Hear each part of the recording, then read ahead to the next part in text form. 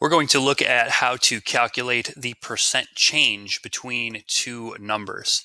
The first thing that we need to calculate the percent change is the formula, which is difference divided by original. Remember, a fraction just represents division. Difference divided by original. I need to convert that to a percent. So I'm going to put a times 100 here to show that we do need to convert these decimals into percents. The first question here, I'm just going to give you two numbers. Okay, I'm going to give you an original value, and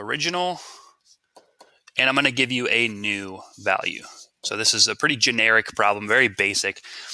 And we need to calculate the percent change from my original to my new. Let's say that my original value is 40. And again, I'm just making these up. My original value is 40. My new value is 70. The formula says that I need to take the difference and divide it by the original. Difference means subtraction, guys. So we're always going to, I don't want negatives here, so we're always going to do the bigger number minus the smaller number. It doesn't always have to be the new minus the original or the original minus the new. Whatever's bigger, subtract whatever's smaller. Okay, biggest number minus the smallest number. We're going to divide that by the original value. The original value here is 40. So I'm going to do the difference, 70 minus 40, and I'm going to divide that by 40.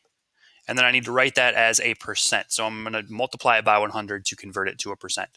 So when I subtract my original and my new, I'm going to do 70 minus 40, and that's going to give me 30.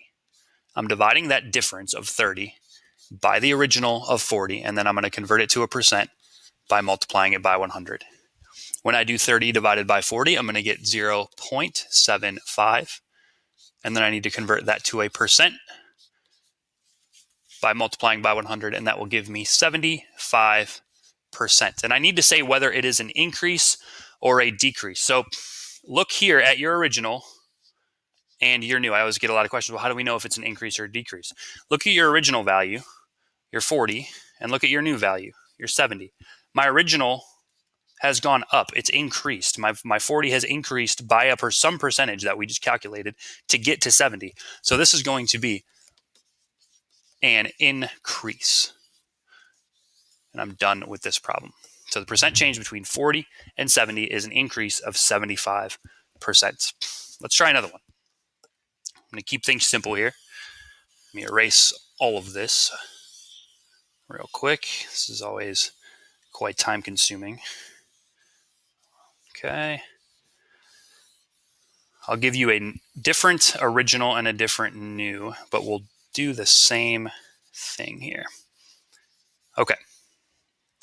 Let's do an original of 142 and a new of 130. So the formula says that I need to find the difference first. So the difference is going to be 142 minus 130. Remember, just do the bigger number minus the smaller number.